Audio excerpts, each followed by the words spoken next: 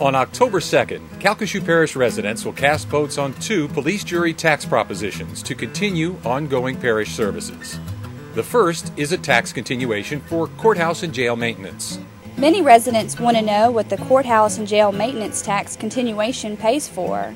State law requires the police jury to provide facilities and the upkeep of those facilities for various parish agencies.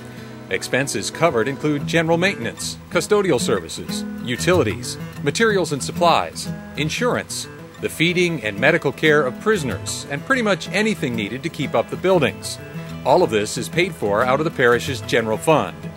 During the last 10 years, the cost of maintenance has gone up, causing the fund balance to be significantly reduced. What agencies are affected by the continuation? The courthouse and jail maintenance tax provides housing for and encumbers maintenance expenses for the following agencies: the sheriff, district attorney, registrar of voters, clerk of court, 14th Judicial District Court, family and juvenile court, and tax assessor. Why doesn't the sheriff pay for jail-related expenses? While the parish is mandated to fund maintenance expenses to the correctional facility and related offices, the sheriff's office maintains budgeted expenses with items like salaries for deputies and other staff, vehicles, and the fuel costs and maintenance to keep them running. Why is the police jury bringing this to voters again? This is not the same proposition that was on the ballot in May. Last May, the proposition included an increase in the current property tax to cover actual current maintenance costs. On October 2nd, the courthouse and jail maintenance proposition calls for a continuation of what residents are currently paying on the tax, which equals 3.27 mils. What would happen if the courthouse and jail maintenance proposition fails this October? The police jury's general fund will be impacted. Affected departments and services likely to face reductions include Homeland Security and Emergency Preparedness, Animal Services, maintenance for parish parks like Prion Lake Park and Holbrook Park, motorist assistance patrols, and other crucial services. The current economy has everybody cutting back. What is the parish doing to reduce costs? Earlier this year, the police jury implemented many cost-saving measures. Major vehicle and machinery purchases have been delayed or eliminated. Non-emergency maintenance projects have been put on hold. Vacant job positions are only being filled for essential duties. Overtime has been eliminated except for emergencies and required scheduled events. Out-of-state travel has been eliminated unless it's needed for required training.